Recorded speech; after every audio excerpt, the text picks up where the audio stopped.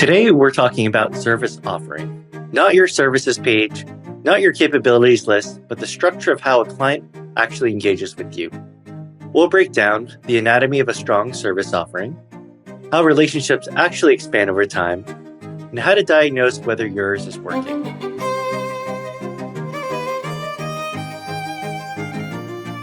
All right, Siwoo. So typically when a prospect says yes, the question is, what are they exactly buying, right? And, for an agency that's offering these services, what does month one look like? What does it look like in month 12?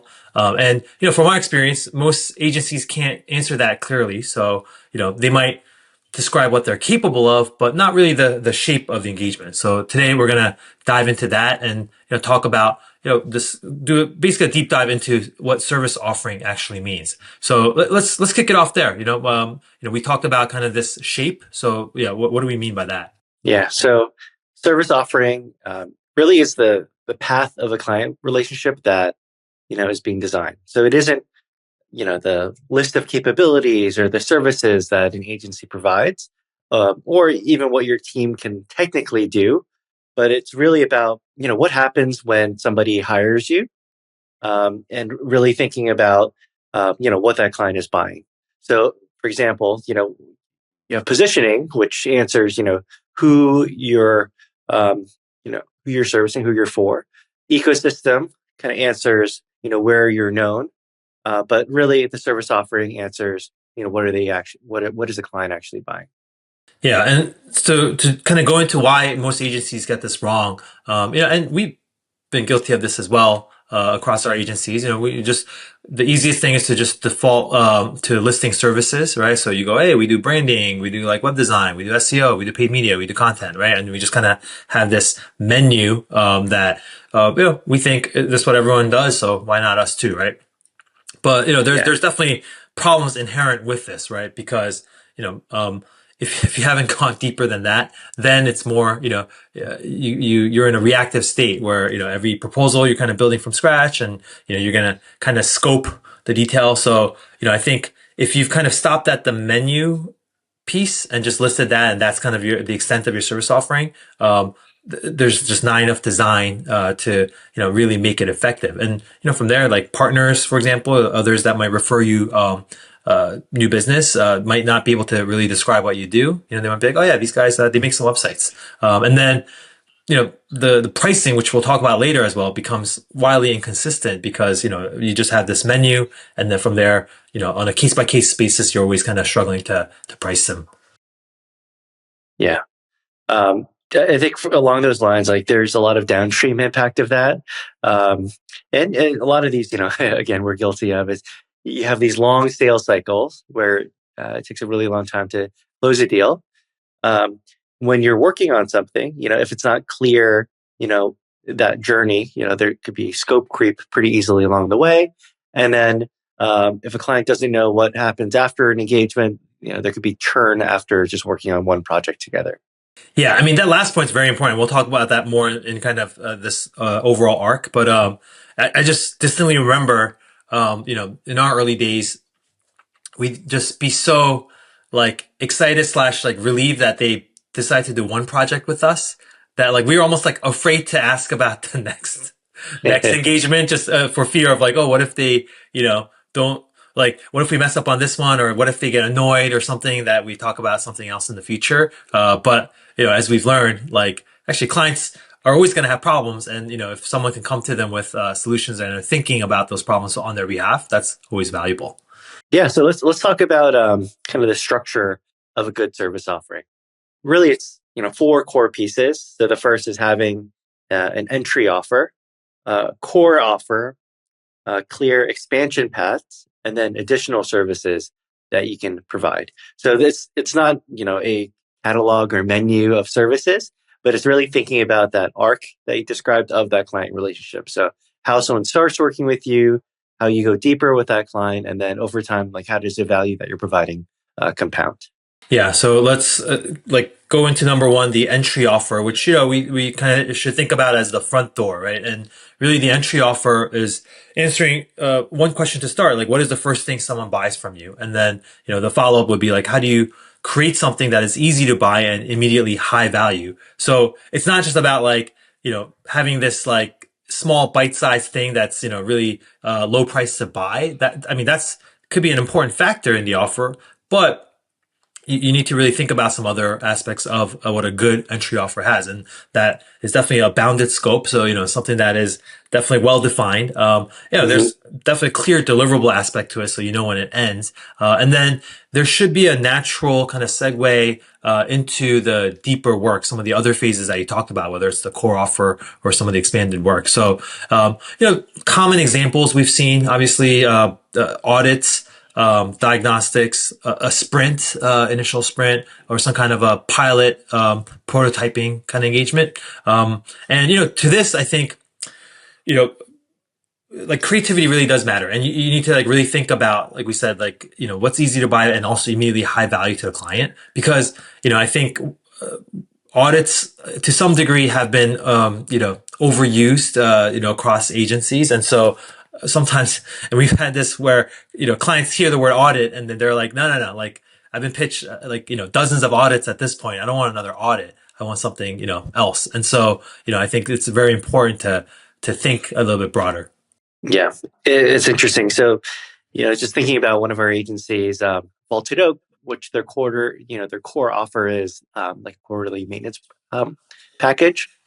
And for them, an entry offer could be like, if something is broken on a client's site, we'll do like a small uh, entry project. Maybe it's bound by time or specific deliverables where it's like, all right, we'll fix this thing. And you'll get a taste of what it's like to work with us. So it's really just like the full methodology that they would go through in the quarterly package, bite size for this one initial project. Yeah, and that's been like incredibly effective for them. And I think like what they need to do is continually market to folks and be top of mind so that when they do run into some kind of a problem, they're like the first call.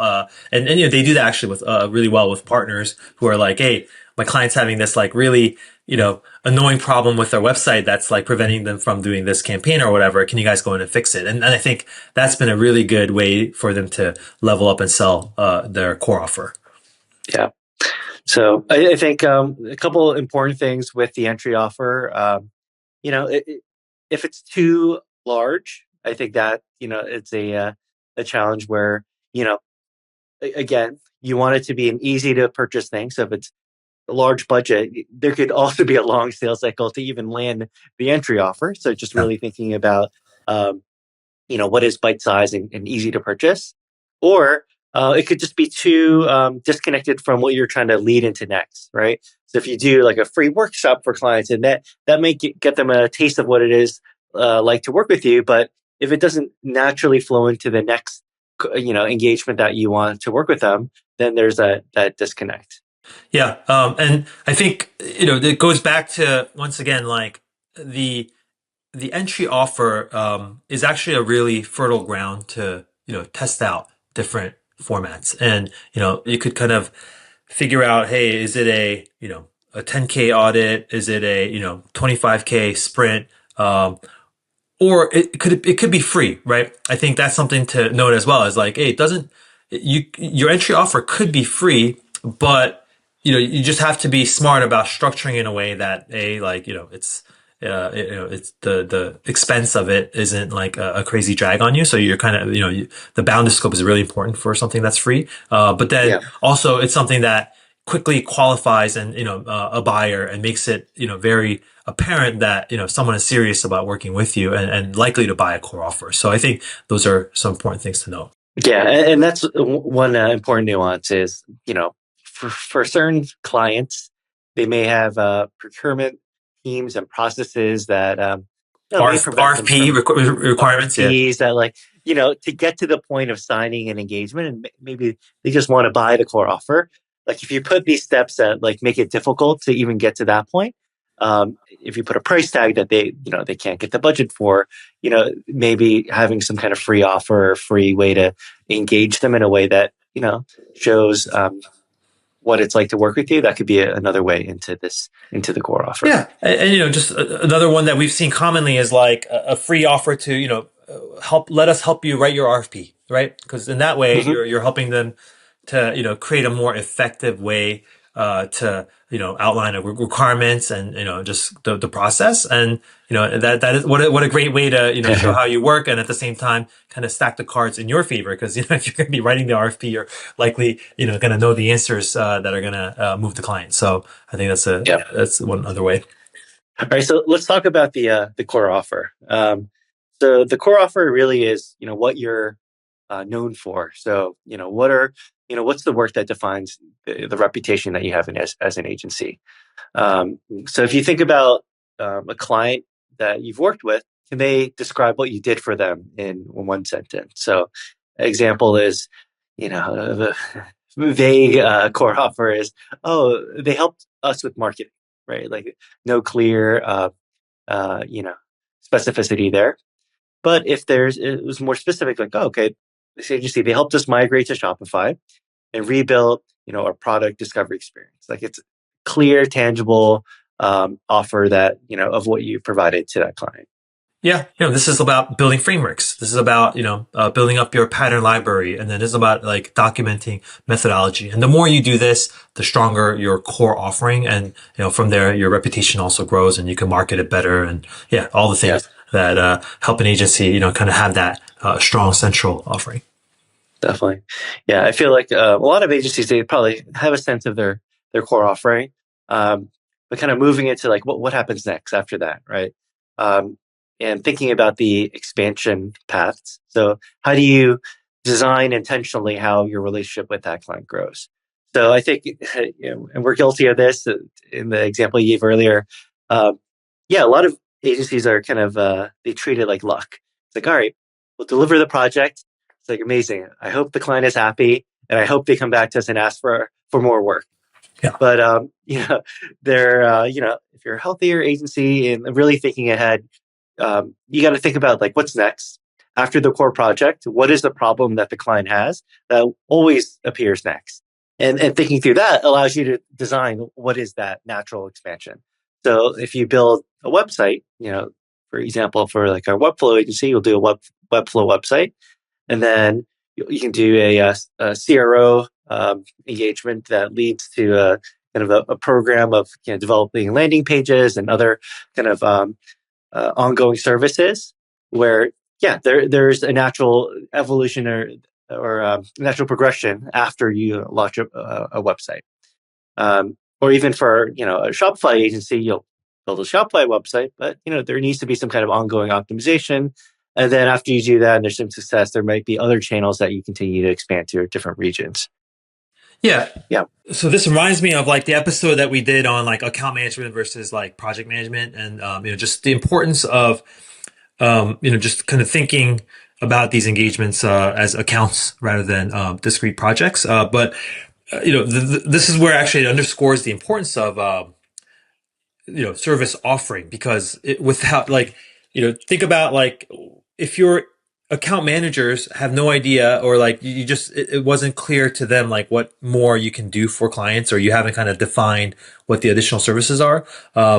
You're likely to be kind of reactive. You might hear like, oh yeah, clients are asking if we could do this. Like, can we do it? And it's kind of like a up in the air thing. But if you take the time to design the expansion path, so you go and this is part of the expertise, right? You know that if you do, let's say your branding agency, your creative firm or whatever. And, you kind of do this like rebrand, right? And you've delivered this like really extensive rebrand. But having done this before and having the expertise, like, that there's going to be some degree of like, additional ongoing kind of governance stuff where it's like, hey, let's help them with the rollout of the branding to their, brick and mortar locations. There's going to be some kind of stuff that's ongoing there. Hey, let's, help them create, the guidelines or the, the initial creative for all the ads they're going to run across, with this new branding. So it's like having that foresight, and being able to structure those engagements and going to the client to be like, hey, this is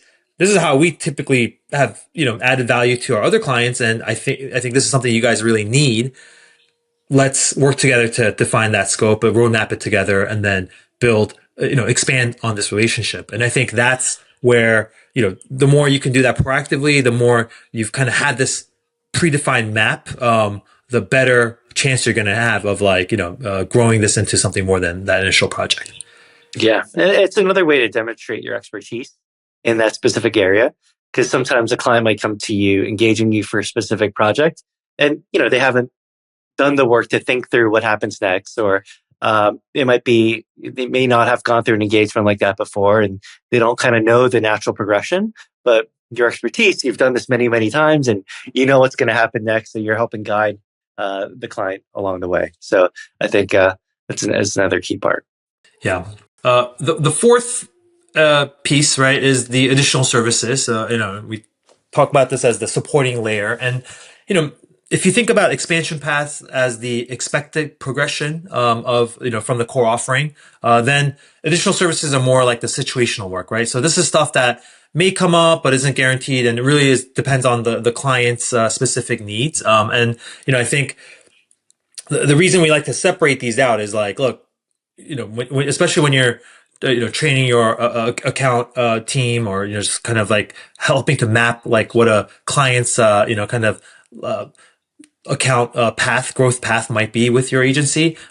You might these become a bit more optional, and it also sets the expectation with clients of like, hey, you may or may not need these things, or in your situation, hey, you definitely need this, so this is an additional service that you might want to consider. And there's like some common examples, especially in our agencies, like let's say for whether it's on Shopify or Amazon, as we're doing the core offer of whether it's managing the channel or building a Shopify site, content comes up a lot, because like a lot of clients are like, hey, we have content, we have a studio, we can give you all the assets. But some are like, hey, we need some help on this, whether it's retouching, we need to animate it, we need to do XYZ things to it.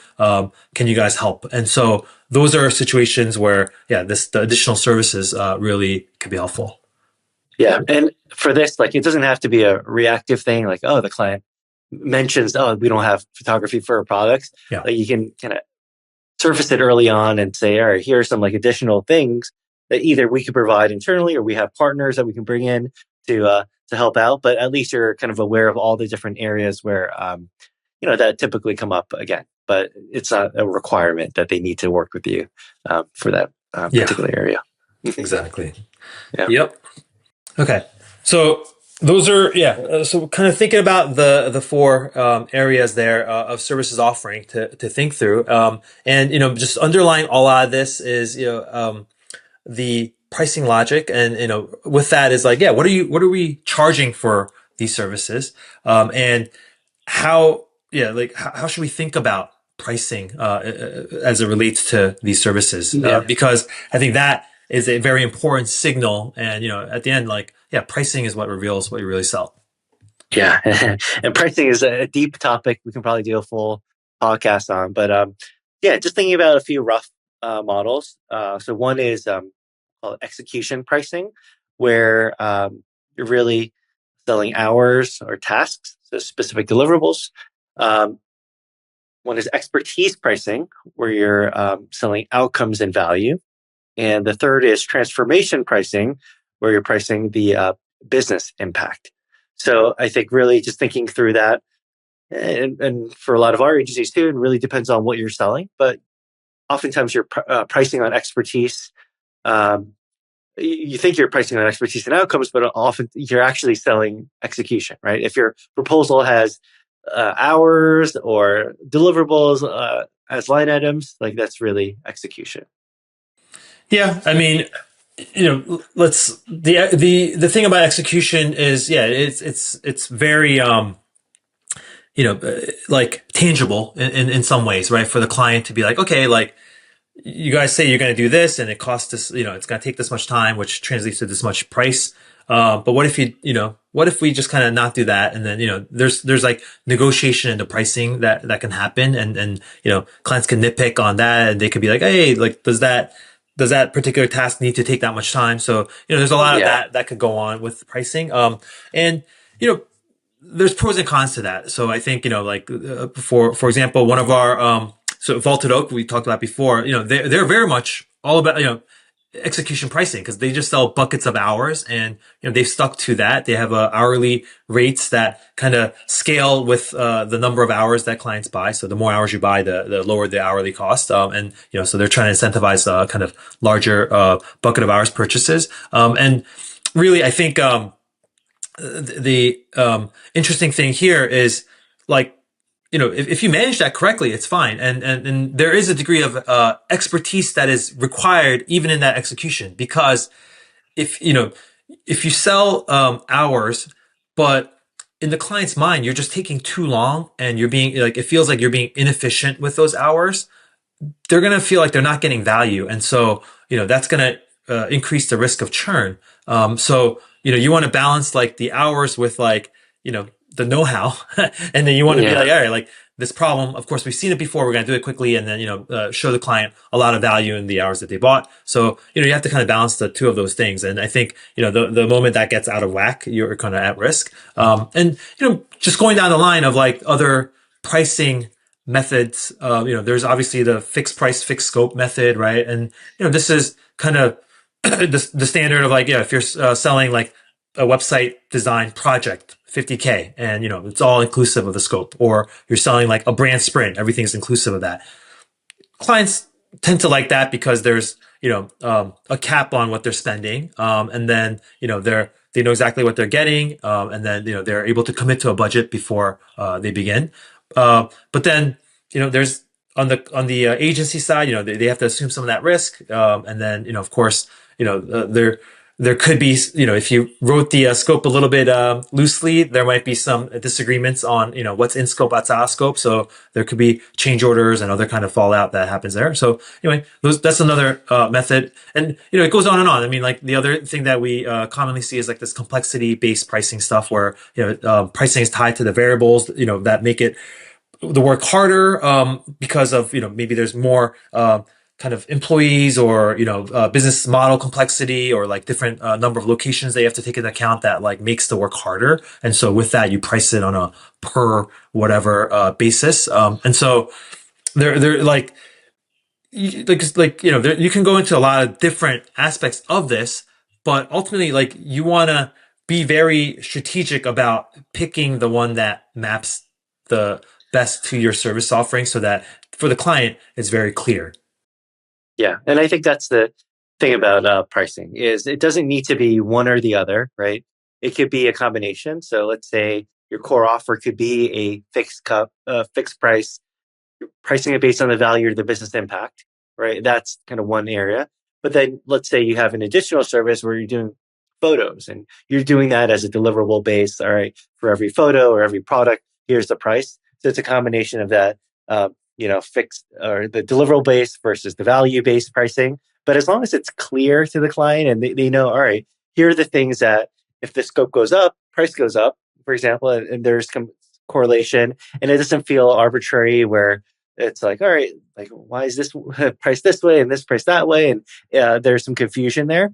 I think that's the if there's the confusion, that's the entry point for negotiation, where it's like, all right, like can we Yeah. drop the price here, and can we do it a different way? No, and I think, to your point, like it's fine to have different pricing methodology for the different services, but then if you have different ways of pricing the same thing. So Yeah. for example, if you have a core offer, but then you talk about it in terms of hours, and at the same time, there's a fixed fee component to it, but then you talk about some kind of outcome based thing. And, like, first of all, that's going to cause massive confusion for the client. But then the other time they're going to use that against each other to be like, yeah, well, like you said this for the outcome thing, but then, it's only taking this much time to execute it, like, and they're going to try to correlate those things. And so I think it's really important to, for on a per service basis to kind of like stick to that methodology.